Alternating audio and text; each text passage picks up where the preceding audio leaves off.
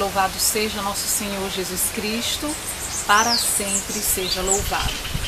Então nós estamos nessa caminhada do pastoreio neste ano, aprofundando vários aspectos do nosso exercício do pastoreio, aprofundando os instrumentos que nós devemos usar para exercer bem essa missão que Deus nos confiou de conduzir as almas a Ele. E hoje nós vamos falar um pouco sobre como preparar uma pregação, como pregar. Porque o pastor de grupo de oração, você que é núcleo de grupo de oração, mais cedo ou mais tarde, tem que preparar a pregação do seu grupo, a pregação de um retiro, a pregação de outro grupo de oração.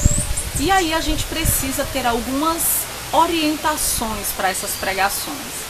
No livro do Rodrigo, Os Servos da Palavra, a gente tem uma bela orientação, é muito bom a gente poder ler. No livro Evangelii Gaudium, um documento do Papa Francisco, também tem orientações que ele dá aos padres, aos leigos sobre a pregação, também é muito importante a gente ler. E dessas duas fontes, a gente pegou um pouco a experiência da comunidade, que é partilhar com vocês sobre como pregar, como preparar uma pregação. E a primeira coisa é a gente entender que nós, como pregadores, vocês, como irmãos chamados também a pregar, são instrumentos de Deus. Deus escolhe pessoas para, com suas capacidades, para com seu amor a Deus, serem instrumentos para outras. Então isso é uma grande graça, né? Que Deus se sirva de algumas pessoas para anunciar a sua vontade, anunciar a sua boa nova a outros. E é um privilégio que Deus tenha escolhido você, que tenha escolhido a mim, que tenham escolhido pessoas fracas nas pessoas que querem ser esse instrumento. A palavra de Deus, ela precisa ser proclamada, a palavra de Deus precisa ser acolhida. Mas para que ela seja acolhida pelos corações, alguém precisa falar, alguém precisa anunciar. Então São Paulo, na carta aos Romanos, no capítulo 10, diz assim, capítulo 10, versículo 14. Como poderiam invocar aquele em quem não creram? E como poderiam crer naquele que não ouviram? E como poderiam ouvir sem pregador? E como podem pregar se não forem enviados? Conforme está escrito, quão maravilhosos os pés dos que anunciam boas notícias. Então São Paulo aqui na carta aos Romanos diz que para que creiam, para que sigam o Senhor, é preciso que alguém pregue. É preciso que alguém anuncie a vontade do Senhor. E nós, pastores, núcleos de grupo de oração, somos essas pessoas que de maneira muito simples vão anunciar para os outros a vontade de Deus, o amor de Deus, o chamado de Deus para a vida de cada um, né? E vamos ser simples instrumentos, mas quão maravilhosos os pés dos que anunciam boas notícias. Quão maravilhosa a vida de quem pode ouvir de Deus e anunciar a outros, sem nenhum mérito, mas confiando unicamente na graça, que é como diz o Papa Francisco na Evangelii Gaudium. No número 145, quando ele vai falar da preparação da pregação, ele diz: a confiança no Espírito Santo que atua na pregação não é meramente passiva, mas ativa e criativa. Ou seja, a gente crê que a gente é instrumento, a gente crê que a ação é do Espírito Santo, a gente confia que quem vai agir é Deus, porque se eu falar, mas Deus não agir, os corações não são transformados. Mas ao mesmo tempo que eu acredito que a ação é de Deus, eu vou me preparar criativamente, ativamente. E aí o Papa vai dizer, isso implica oferecer-se como um instrumento. Então o pregador não é alguém que está interessado em se mostrar, em se exibir, em exibir seus conhecimentos, em exibir sua vida maravilhosa. Não, ele se oferece como um instrumento com todas as próprias capacidades para que possam ser utilizadas por Deus. Um pregador que não se prepara não é espiritual, é desonesto e irresponsável quanto aos dons que recebeu. Então aqui o Papa diz que o pregador deve confiar no Espírito Santo, mas deve confiar de maneira criativa, ativa, ou seja, se preparando, oferecendo suas capacidades, oferecendo seu conhecimento, oferecendo sua capacidade de falar, mas também se preparando. Não se preparar, diz o Papa, seria desonesto. Então por isso que nós vamos conversar hoje sobre como nos preparar. Talvez alguns de nós já tenham a habilidade de pregar e talvez outros precisem desenvolver. E isso é possível, porque quando eu entrei no Shalom, que o meu primeiro ministério também foi o pastoreio, apesar de que todos nós servíamos na lanchonete, servíamos na livraria lá em Natal, mas o ministério mesmo, o meu primeiro, foi o pastoreio. E eu, com toda a minha timidez, com toda a minha insegurança ali, começando no Shalom, eu não tinha coragem de dar uma pregação, mas era necessário. E o nosso coordenador de ministério foi nos incentivando, né, a lermos, a nos prepararmos. Então, mesmo que você não tenha ainda essa experiência, você vai poder ter algumas bases para se lançar nessa aventura e nessa alegria de anunciar o Evangelho. E nós vamos ver 4 pontos principais da preparação de uma pregação.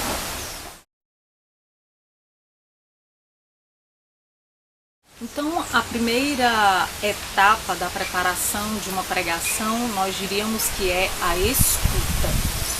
Logo que nós recebemos um tema ou um convite para pregar, ou quando nós pegamos o manual do ministério e vemos ali a grade, né, daquela etapa de formação, nós vamos ver um tema.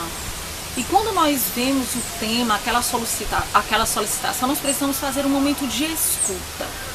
Né? Suponhamos que o pastor do grupo de oração chegue para você e convide para pregar num grupo dele, né? Então vai dizer, olha, no meu grupo eu queria que você pregasse sobre louvor. Então você vai ter um primeiro momento de escuta da pessoa, escuta das pessoas. Você vai perguntar quantas pessoas tem no grupo. Você vai perguntar qual é a fase do caminho da paz que ela está vivendo. Você vai perguntar qual o grau de instrução dessas pessoas. Você vai perguntar a idade, se é um grupo de jovens ou é um grupo de casais. Você vai levar em conta a realidade daquelas pessoas, como elas estão aderindo ou não ao caminho da paz, quais são os principais desafios, as principais alegrias, quanto tempo tem aquele grupo. Então você vai colher informações das próprias pessoas. Se essa pregação for em outra realidade, num colégio, numa faculdade, num bairro, aí sim você vai ter que colher mais informações para você ter no seu coração a imagem daquelas pessoas para quem você vai pregar. São pessoas concretas, pessoas que têm necessidades, pessoas que têm uma realidade própria. Tanto que quando a gente vai pregar noutra cidade, a gente faz questão de tentar conhecer um pouco qual é a realidade daquela cidade, o que é que ela está vivendo de importante nesse tempo. Por quê? Porque essa coleta de informações, essa escuta das pessoas, vai nos ajudar a escutar a Deus. Então essa escuta de pessoas, de colher como vai ser aquele momento de pregação, é importante, porque pregar para 15 pessoas é diferente de pregar para 50, é diferente de pregar para 200. E o pregador precisa se preparar, saber como vai ser o ambiente. Vai ser um ambiente aberto, vai ser um ambiente fechado, as pessoas vão estar sentadas ou vão estar de pé, porque às vezes nos chamam para dar pregações rápidas. E foi até uma surpresa para mim quando uma vez eu fui pregar numa confraternização de Natal de um banco, e quando a gente chegou lá, todos os servidores, né, os funcionários estavam todos de pé, e a gente tinha que pregar em 15 minutos, sabendo que as pessoas estavam de pé. Eu não tinha me preparado para aquilo, né? Eu tinha me preparado para dar uma pregação de meia hora, todo mundo sentadinho, bem paciente, esperando. E não, as pessoas estavam ali ao redor da mesa, querendo comer, e eu tinha que pregar em 15 minutos. Então é importante a gente saber, as pessoas vão estar sentadas, vão estar de pé, vai ter tido um momento de oração, depois vai ter um momento de oração, para a gente exatamente conseguir preparar a pregação que vai atender aquela situação. Quando é no nosso grupo de oração, a gente já sabe, né, que já sabe melhor a situação que está o nosso grupo, onde vai ser, que antes vai ter uma oração comunitária, que no final vai ter um tempo com uma oração final para uma partilha. Mas essa escuta, essa visão das necessidades das pessoas, o quanto seja possível, e do ambiente em que vai ser a pregação é importante, né? Por que esse tema de louvor? Por que eles estão precisando desse tema de louvor? E às vezes o pregador, o pastor que solicitou a pregação, vai saber dizer isso. E às vezes você que está acompanhando a grade formativa do grupo, quando vi que o tema é o louvor, vocês sabem, o tema é o louvor porque a gente está caminhando na intimidade com Deus. E o louvor é mais uma etapa da intimidade com Deus. Então você vai entendendo o porquê da pregação. Esse é o momento de escuta das pessoas. Como também nesse momento que a gente fala da escuta das pessoas, né? A gente também precisa saber quanto tempo eu vou ter, 15 minutos, meia hora, é um ensino rápido para a gente poder se preparar. Depois da escuta das pessoas, vem a escuta de Deus, com a informação sobre o tema, o tempo que terei, o ambiente, quantas pessoas serão, como estão essas pessoas. Eu vou agora ouvir a Deus, eu vou rezar. Senhor, o que Tu queres realizar na vida dessas pessoas? Né? Senhor, eu vou falar de louvor para essas pessoas. O que é que Tu queres tocar nelas? Né? Como Tu queres agir? Eis-me aqui como um instrumento. Então vai começar um momento de escuta de Deus. Como falar a elas? Que exemplo usar para elas? Né? É um exemplo da Bíblia? É o exemplo de um santo? Como, Senhor? Quais vão ser os recursos? E ali eu vou rezar, eu vou me abrir, eu vou deixar o Espírito Santo falar ao meu coração. Eu vou escutar a Deus acerca do que falar, de que instrumentos utilizar. E uma coisa é certa, Deus sempre nos conduzirá a uma pregação de misericórdia, de esperança, sempre nos comunicará a sua compaixão para com aquelas pessoas, sempre nos comunicará o seu olhar, e o olhar de Deus é sempre um olhar de esperança. Então, a pregação que brota do coração de Deus, ela nunca vai ser um carão, ela nunca vai ser briga, ela nunca vai ser aquela exortação pela exortação. Não, a pregação é se deixar ser voz de Deus para os outros. Então, sempre vai ser essa comunicação da paixão e da compaixão, do amor apaixonado de Deus. E esse momento de escuta é o momento de colher do coração de Deus. Às vezes se a gente vai pregar no nosso grupo, a gente pode até estar com uma visão negativa do grupo, o grupo está desanimado, e aí a gente pode querer fazer uma pregação que fale desse desânimo do grupo. Só que se a gente for fazer isso, a gente talvez desanime mais ainda o grupo. E se a gente for ver o olhar de Deus para aquele grupo, talvez a gente perceba que a única coisa sobre a qual Deus não queria falar naquele dia era sobre o desânimo, mas sobre o louvor. E aí a importância da gente ouvir de Deus e saber que essa pregação vai ser sempre misericórdia, ânimo, comunicação de entusiasmo, comunicação de esperança.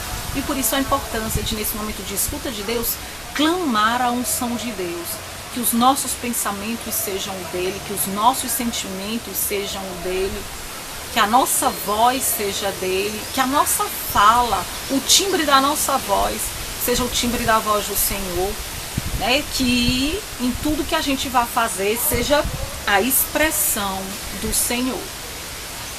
Depois do momento de escuta, a gente tem um segundo momento,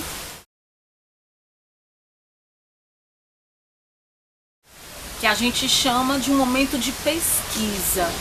Eu ouvi o tema e a realidade que o grupo está vivendo, eu me coloquei diante de Deus E agora eu vou pesquisar sobre esse tema à luz do que Deus me falou. Se Deus me falou de louvor e Deus me disse que Ele quer fazer até uma oficina de louvor com esse povo, eu vou fazer uma pesquisa para aprofundar aquilo que eu já senti que Deus quer falar. Fazer uma pesquisa onde? Primeiro, na palavra de Deus. O que a palavra de Deus diz sobre o louvor? De certa forma, esse momento de pesquisa é um aprofundamento da escuta. O que é que a palavra de Deus diz sobre o louvor? Quem são as pessoas da Bíblia que louvaram a Deus? Davi? Ou vou pregar sobre o rei Davi. Eu vou aproveitar esse exemplo de Davi que louvava a Deus com toda a força, sem vergonha, sem timidez.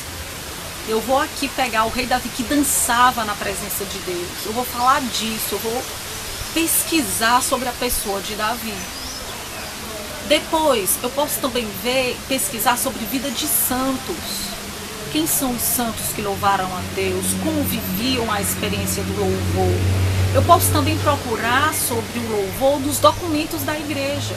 Eu vou ver o que é que o catecismo da Igreja Católica diz sobre o louvor. E é muito interessante que a gente sempre se utilize da palavra, do catecismo, da vida dos santos, porque isso enriquece a nossa pregação. Não é o que a gente pensa que a gente vai pregar, é o que a igreja fala, é o que Deus fala.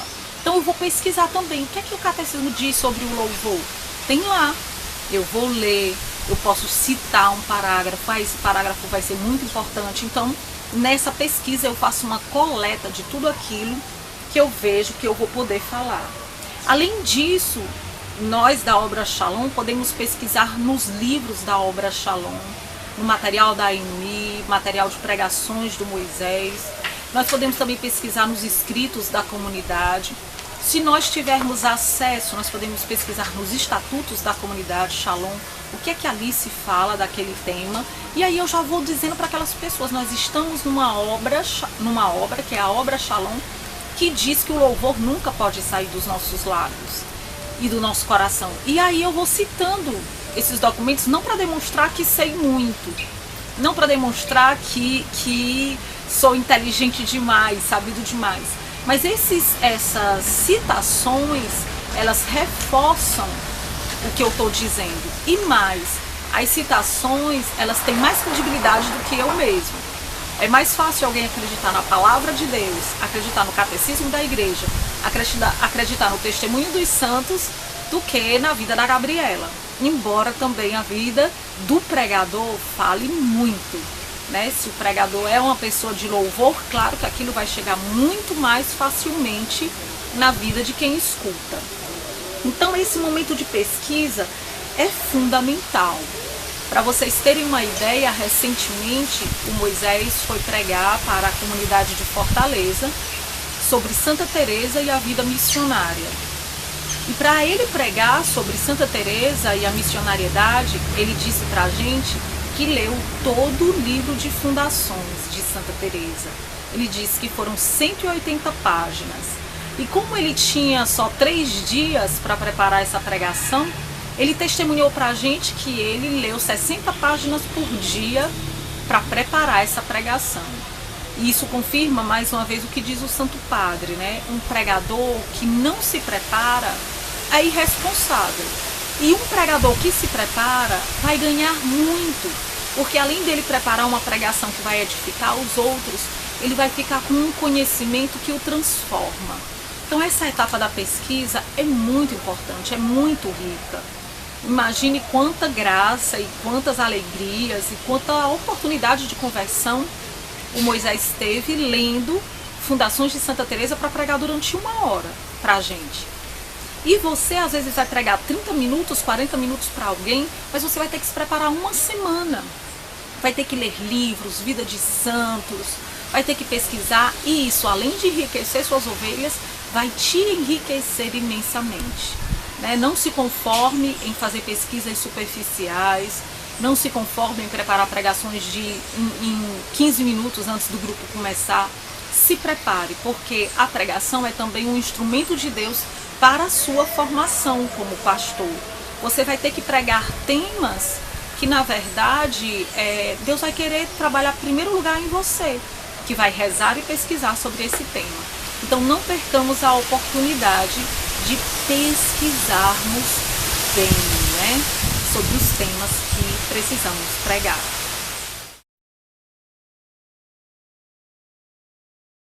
Então, depois do momento de escuta e do momento da pesquisa, nós temos o momento da preparação do esquema da pregação. É muito importante a gente ter um esquema, né? Como eu vou começar, como eu vou desenvolver, como eu vou concluir o meu tema, aquilo que Deus quer falar para as pessoas.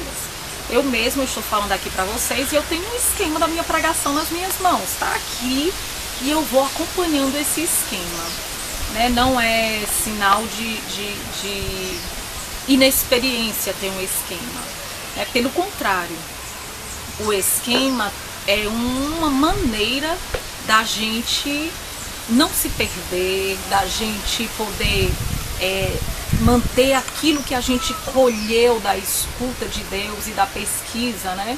A maneira da gente manter aquilo diante dos olhos para a gente não esquecer de comunicar aquelas coisas mais importantes. Então, a preparação do esquema é fundamental, né? Agora mesmo no fórum, pessoas bem experientes em pregação estiveram conosco, como o Dom Murilo Krieger, o Dom Javier, bispo de Granada, e muito interessante, todos com esquema de pregação. Claro que quando a gente pega o esquema da pregação, né, um roteiro da pregação, nós vamos além dele, porque na hora que a gente começa a pregar, a gente se lembra de exemplos e tudo, mas o esquema é como aquele trilho em que o trem vai passar, porém a paisagem, né, e quem vai entrar no trem, as coisas vão sendo enriquecidas, mas é um trilho que eu vou percorrer. Esse esquema ajuda muito a gente. Então, como é que a gente prepara o esquema da nossa pregação? A primeira coisa, já tendo ouvido a Deus e feito a pesquisa, eu já tenho assim no meu coração o que eu quero dizer, o que eu sinto que Deus quer que eu diga. E aí eu começo, eu diria em 4 etapas, a gente prepara o esquema. A primeira, eu tenho que começar de uma forma que desperte o interesse. Segundo, eu tenho que desenvolver um conteúdo. Terceiro, eu tenho que dar exemplos. E por último, eu tenho que concluir o tema. Uma pregação que não tenha essas 4 coisas, as pessoas vão sentir falta, né, de uma delas. Então, primeiro ponto, eu desperto o interesse. Segundo ponto, eu desenvolvo o conteúdo. Terceiro ponto, eu dou exemplos. Quarto ponto, eu concluo. Então, o despertar o interesse, que é o primeiro ponto, eu vou chegar para as pessoas. Aliás, no momento da preparação eu vou ver como eu vou despertar o interesse das pessoas sobre o louvor. Como é que eu vou fazer diante do que eu li, do que eu pesquisei? O que é que eu posso começar dizendo para despertar as pessoas sobre o louvor? Por exemplo, para começar essa pregação, para despertar o interesse de vocês, eu espero que tenha despertado, eu disse que vocês precisam pregar. Eu disse que mais cedo ou mais tarde, todos nós teremos necessidade de exercer essa pregação. Nós dissemos que a palavra de Deus nos manda pregar, que o Papa Francisco nos manda pregar. Mas a cada tema nós temos que descobrir uma criatividade. Há pouco tempo atrás eu estava revendo uma pregação que eu dei no Seminário de Vida no Espírito Santo, do acampamento de jovens, né? 300, aliás, uns 500 jovens, né? E quando eu fui começar, eu comecei dizendo assim, eu amo essa pregação do pecado e salvação. Porque foi numa pregação como essa, no meu primeiro Seminário de Vida no Espírito Santo, que eu vi o meu irmão, que não acreditava em nada, que tinha muito ódio no seu coração. Eu vi o meu irmão levantar os braços e rezar. E vi, depois dessa pregação, meu irmão telefonar para o meu pai e dizer, eu te amo. Então essa pregação do pecado e salvação é capaz de transformar vidas, porque transformou a vida do meu irmão, transformou a minha e pode transformar a sua. Então esse despertar o interesse é fundamental, porque os jovens estão ali dispersos, mas quando eu disser o objetivo da pregação, eles vão despertar. Outra vez, para a mesma pregação, eu cheguei lá e disse: eu sei que nos colégios vocês estudam a história da humanidade. Vocês estudam história antiga, medieval, e eu também estudei. Mas aqui nós vamos ouvir a verdadeira história da humanidade. Aquela a partir dos olhos de Deus. Como Deus vê a história da humanidade. E essa história aqui que você vai ouvir, você vai poder levar para o colégio, para a sua vida, como a verdadeira história da humanidade. Então, quando a gente fala assim, provoca nos jovens aquela curiosidade. Aí eu dizia: vocês já ouviram falar muitas coisas da igreja, fora dela, mas aqui vocês vão ouvir a história da igreja, nela. E aí eu falo do pecado e salvação, a história de Adão e Eva, a história da conversão, 40 minutos. Então, esse despertar o interesse é fundamental, provocar as pessoas. Se eu vou falar de louvor, eu posso despertar o interesse das pessoas como? Eu vou deixar esse exercício aí para vocês fazerem, né? Se eu quero despertar o interesse de 20 pessoas, de 10 pessoas, de 15, 30 pessoas do meu grupo de oração, como é que eu começaria? Como começar essa pregação? O que é que eu posso dizer para as pessoas? Depois disso, se o pastor achar interessante, pare um pouquinho aí e partilhe. Mas depois desse despertar o interesse, vem o desenvolvimento do conteúdo.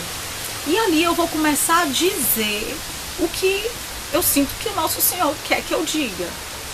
Né? No caso da palestra de pecado e salvação, eu vou começar a contar a história, né? A criação, a queda, né? A intervenção do inimigo.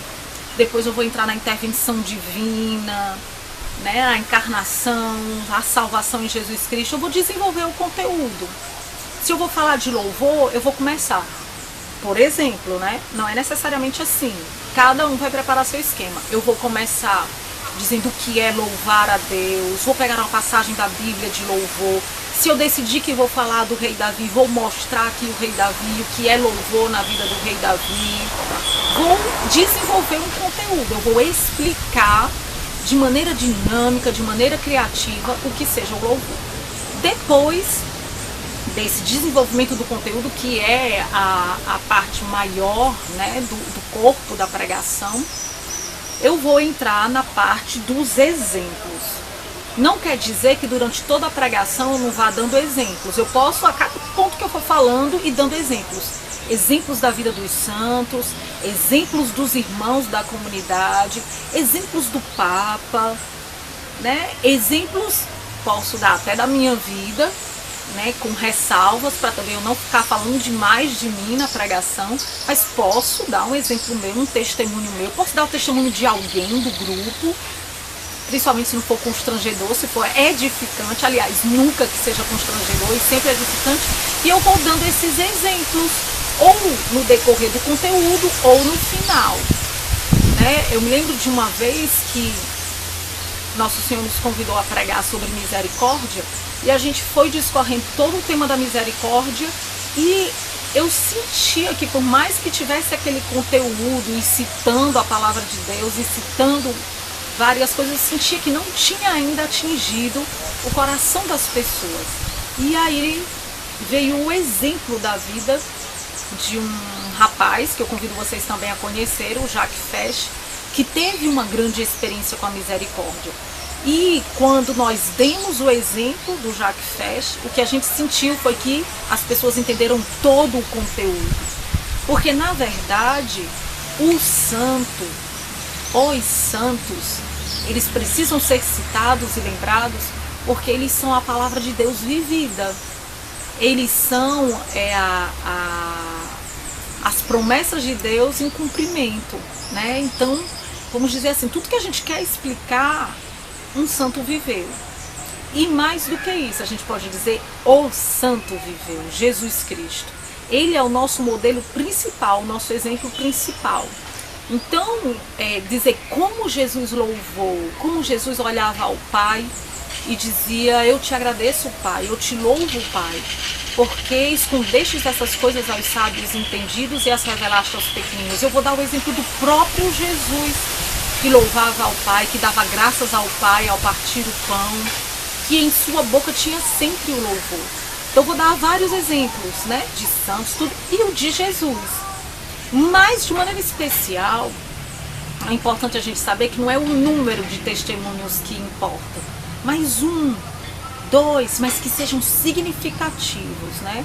E outra vez eu digo, pode ser dado durante o desenvolvimento do conteúdo. E digo até mais, pode ser dado na abertura da pregação como uma maneira de despertar. Então, esse esquema que eu estou mostrando para vocês, ele não é rígido. Ele é um esquema para você começar a se exercitar na pregação e depois nosso Senhor, o Espírito Santo, vai lhe ajudando a usar esses diversos instrumentos.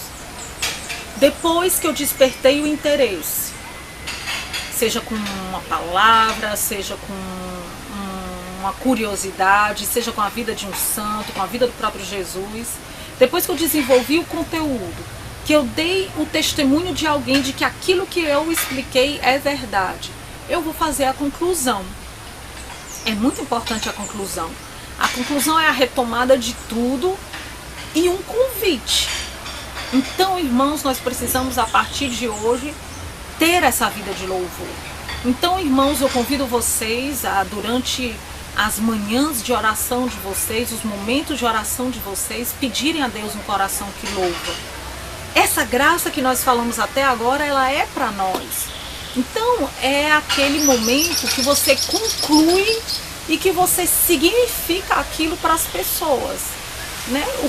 É como se fosse assim, o que eu quis dizer até agora é que nós somos chamados a ser como o rei Davi, é que nós somos chamados a ser como Jesus. Isso que nós ouvimos até agora, isso quer dizer que você que também tem seus desafios, que está passando por problemas, que é ridicularizado no colégio porque tem uma vida de oração, participa de um grupo de oração, você também é chamado a louvar a Deus, louvar nas adversidades, louvar. Então é uma conclusão, né? É muito importante essa conclusão. Quando a pregação acontece e nós não concluímos, especialmente pedindo a Deus a sabedoria da aplicação na vida das pessoas, a gente sente que as pessoas saem com boas informações, mas não saem com aquelas coisas para a vida delas. Então fica aqui esse esquema: despertar o interesse, desenvolver o conteúdo, dar testemunhos e fazer a conclusão. Depois vocês vão ver como nós vamos fazer a conclusão desse ensino. E aí vocês vão partilhar entre vocês.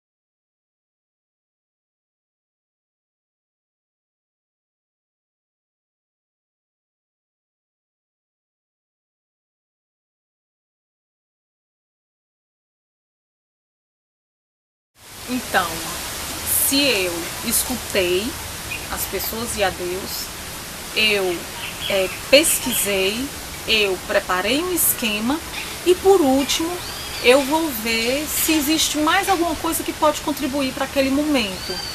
Se eu vou poder utilizar, se é necessário também, porque se não for necessário, eu não preciso ir atrás disso.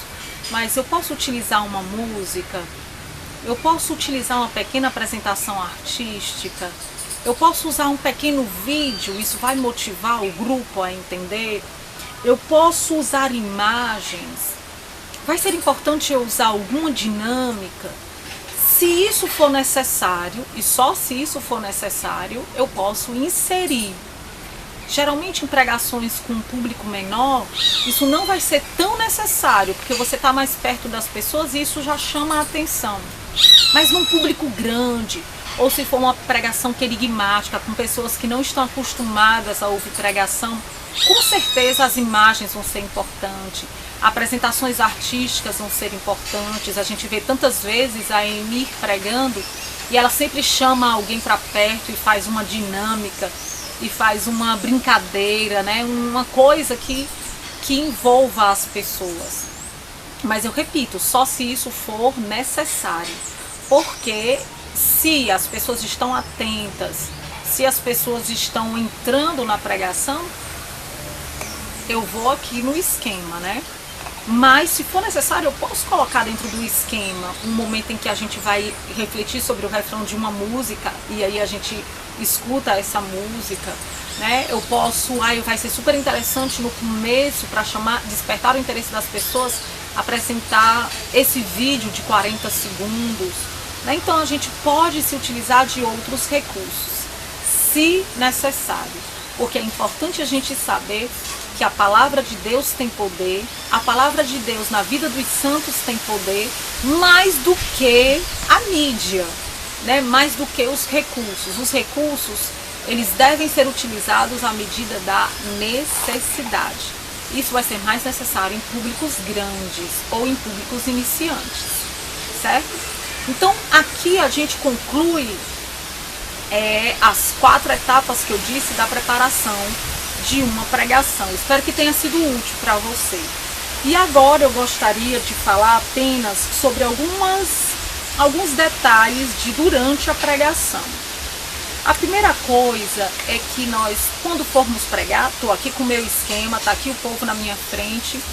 O que é importante? É eu ter uma postura de fé.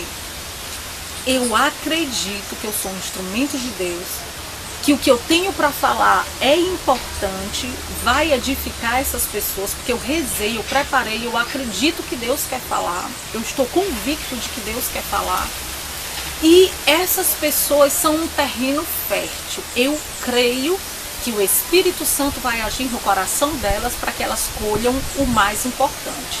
Essa postura de fé é fundamental para que a gente fale bem, para que a gente fale em paz, para que a gente fale com alegria, né? A atitude de insegurança, que é normal, de desconforto, né? de será que eu vou falar direito, será que eu vou me lembrar? Essa atitude de desconfiança, né? De insegurança, ela vai ser vencida, superada pela da fé. Então é importante a gente ter essa fé. Depois, é importante a gente ter, durante todo o tempo, o esforço de manter a atenção das pessoas, né? Então olhar nos olhos delas, ser dinâmico. Ser dinâmico, não estou dizendo que é para ser brincalhão e fazer da pregação uma brincadeira, não, né? Ser dinâmico, se mover, não ter medo, né, de estar ali, se colocar na presença das pessoas, né? Manter as pessoas envolvidas.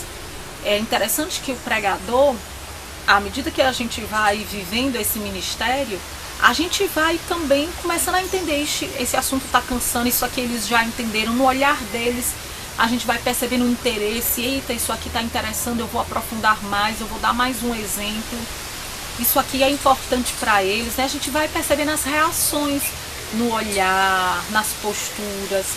E aí, ao mesmo tempo que se houver alguma postura assim de desinteresse, que às vezes eu vejo, né? A gente está pregando e aí a pessoa começa a cochilar, a pessoa se joga assim sem interesse. A gente precisa ir tentando, não desistir, né? A gente precisa ir tentando envolver essa pessoa. Por isso que muitas vezes a gente diz assim na pregação, pega aí na mão do seu irmão e vamos repetir juntos. Olhe para ele, vamos repetir juntos. É uma maneira de envolver aquele que talvez esteja distraído, né? E por que eu tenho que tentar envolver quem talvez esteja distraído? Esse esforço é porque eu acredito que a providência divina trouxe aquela pessoa para ouvir esse tema. E eu acredito que talvez esse seja um momento único na vida dela, né? Aliás, esse é um momento único na vida dela. E aí isso me enche de parresia. Eu quero que ela entenda, eu quero que ela aprofunde, eu quero que ela tenha experiência. É algo muito simples, o tema de hoje é o louvor, mas eu quero que ela tenha a experiência, porque eu mesma fui transformada pelo louvor. Eu quero que ela seja transformada pelo louvor. Por último, é importante a gente falar das roupas e das manias, né? Que às vezes, dependendo da roupa que a gente escolha para ir para a pregação, a gente fica assim muito limitado. Sei lá, é um tipo de blusa que a gente não pode se mover à vontade, ou é um tipo de roupa que está marcando demais a gente e a gente fica com vergonha, ou então é um tipo de roupa que as pessoas vão ficar olhando para a nossa roupa ao invés de olhar, de se concentrar na pregação. Então é importante em tudo, né? Assim, tudo é importante a gente ter atenção às nossas roupas para que expressem a nossa fé, para que expressem a nossa intimidade com Deus, aquilo que a gente acredita, né? Eu sempre digo que os jovens das tribos, eles se vestem segundo sua tribo. Uns se vestem todos de preto, outros se vestem todos de quadriculado, outros se vestem tudo descombinando, porque eles expressam com a roupa deles aquilo que eles acreditam. O cabelo deles expressa aquilo que eles acreditam, aquilo que eles querem dizer à sociedade. E nós, que somos cristãos, nós também queremos dizer algo à sociedade. Nós queremos dizer à sociedade sobre a pureza, nós queremos dizer aos outros sobre a alegria, nós queremos dizer aos outros sobre a castidade, nós queremos dizer aos outros que o nosso corpo é para Deus, não é para chamar a atenção para nós mesmos. Então, quando nós queremos dizer tudo isso, a gente vai se vestir adequadamente. Mas especialmente na hora de uma pregação que a gente se coloca ali, é importante não ter aquela calça marcando. Se sempre seria importante a gente não ter aquela calça marcando, mas na hora de uma pregação mais ainda. Vocês imaginem o que seria um jovem ou uma jovem vestidos de uma maneira inadequada numa pregação. E quem está ouvindo a pregação prestasse mais atenção no jeito dele se vestir do que na própria palavra dele, né? Então a gente se vista e esteja de uma maneira que torne transparente Deus e aquilo que nós estamos falando. Quando nós concluímos a pregação, né, e aqui eu também concluo a minha, quando nós concluímos a pregação é muito importante a gente ter uma postura de louvor e gratidão a Deus. Obrigada, Senhor, porque eu não fiz mais do que a minha obrigação. Obrigada, Senhor, porque eu te ofertei um pouco e Tu és capaz de multiplicar. Obrigada, Senhor, porque eu lancei as sementes, mas só Tu és capaz de fecundar, de fazê-las germinar. Obrigada, Senhor, pela obra que Tu vais fazer na vida desses jovens, não porque eu preguei, mas porque a Tua palavra foi anunciada. Não porque eu fiz, mas porque Tu és Deus. E Tu quiseste este momento de pregação. Então, depois da pregação é sempre importante esse momento de louvor e humildade, né? Não fiz mais do que a minha obrigação, né? Não é o sucesso ou o insucesso, as palmas ou a falta de palmas, a garantia de que fiz a vontade de Deus. Mas essa consciência, Senhor, eu quis Te agradar. Eu quis fazer o que Tu querias. Depois da pregação também é importante, no momento de convivência, a gente está disponível para as pessoas. Algumas vão querer tirar dúvidas, algumas vão pedir oração, né? A gente não deve se esconder das pessoas. E também, outra coisa importante depois de uma pregação é a gente chamar alguém de confiança, alguém que a gente sabe que vai ser sincero com a gente, e a gente pedir um feedback. Vem cá, o que foi que você achou dessa minha pregação? Você acha que foi boa? Você acha que atingiu o objetivo? Sem medo, como quem está aprendendo. Você não vai perguntar isso a todo mundo. Você vai perguntar a alguém da sua confiança que estava ali. Se você é núcleo, você pergunta ao pastor. Se você é pastor, você pergunta a alguém do núcleo.